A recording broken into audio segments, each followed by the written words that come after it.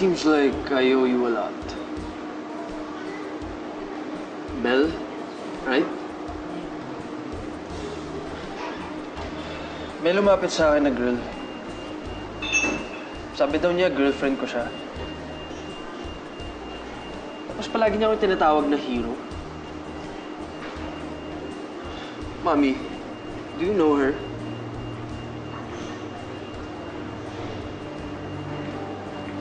Tita, I think Basti needs to know the truth. The truth? Si Ika yun.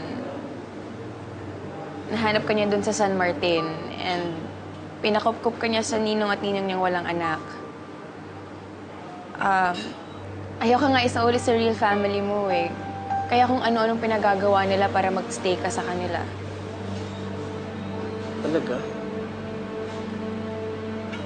Ginawa nila yun? They took advantage of your memory loss, Basti. Pinangalanan ka na lang hero. Gusto ka nilang angkinin forever.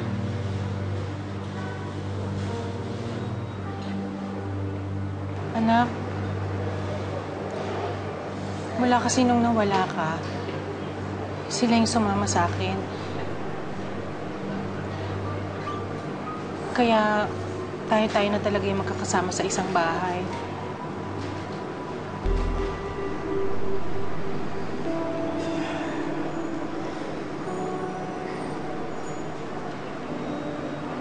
Eh, hindi lang pala tiga San Martin nag-take advantage ng memory ko eh.